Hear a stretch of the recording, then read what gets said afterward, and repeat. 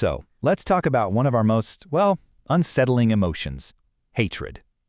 But we're not just going to talk about anger or malice. No, we're diving into something much stranger, the weird, paradoxical pleasure that can actually come from it. I know, it sounds totally backwards, right? Why would an emotion that feels so negative also feel, in some weird way, good? That's the big question we're going to tackle, and we'll do it through the eyes of a writer who really wrestled with this. And the answer, believe it or not, comes down to this idea of disappointed idealism. See, this isn't the kind of hatred that comes from just being cruel. It's a hatred that actually grows out of a love so intense, so powerful, that when reality comes crashing down on it, it leaves behind this dark shadow that's just as strong. Okay, so let's get right into the heart of it, the pleasure of hating. What does that even mean? And where does this really unsettling idea even come from? Well, our guide for this whole thing is a 19th century writer named William Hazlitt. And he had this radical idea. He argued that to really get this dark pleasure, you have to realize it's not the opposite of love. Not at all. It's more like its ghost, the shadow that's left behind when a really great passion just dies. But to really get where Hazlitt's coming from, to understand his disillusionment, you first have to see who he was at the start of his story. And he was a true, passionate believer. This guy wasn't born a cynic. Far from it. He had this enormous capacity for love, for books, for art, and for these huge ideas like genius and virtue and liberty. His bitterness later on is so potent precisely because it started from a place that was so genuine and so full of hope. And that's the key right there. His despair wasn't just some part of his personality.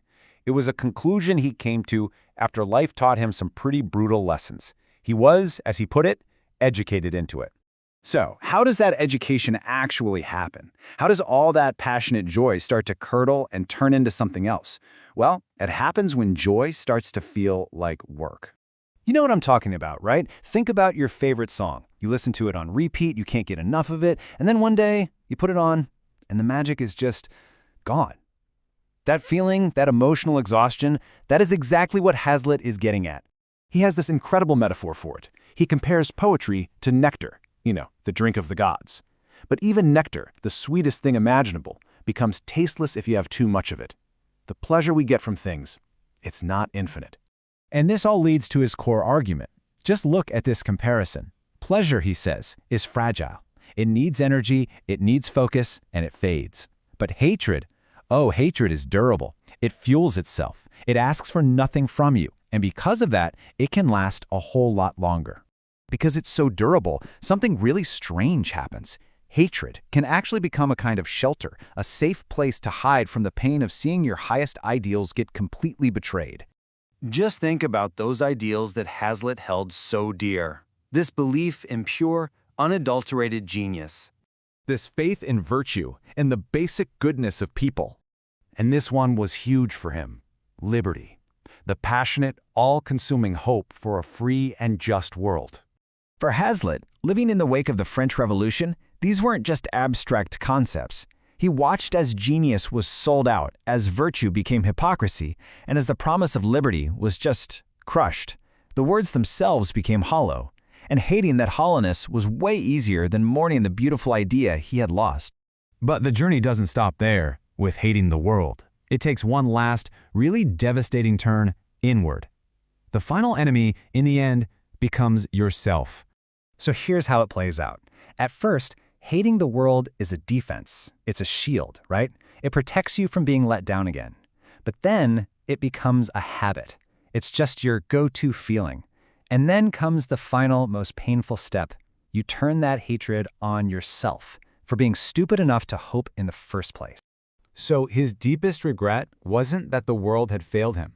It was that he hadn't seen its flaws sooner.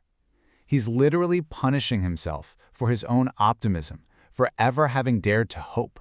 And that brings us to the whole point of this. This entire journey into the so-called pleasure of hating is really about one thing: confronting the ghost of a great love. So if you take one thing away from this, let it be this. The kind of hatred Hazlitt is talking about isn't born from nothing. It's the direct result of a powerful, shattered love. It's the dark shadow that gets left behind when a really bright light goes out. And this quote just says it all, doesn't it? The bitterness, the pain, even that strange pleasure of hating, it all comes from the memory of a beautiful belief. It's a tragic reminder of the high price we sometimes pay for being idealists in a world that doesn't always live up to our hopes. So what does it say about us that maybe our deepest hatreds are just the measure of our greatest loves?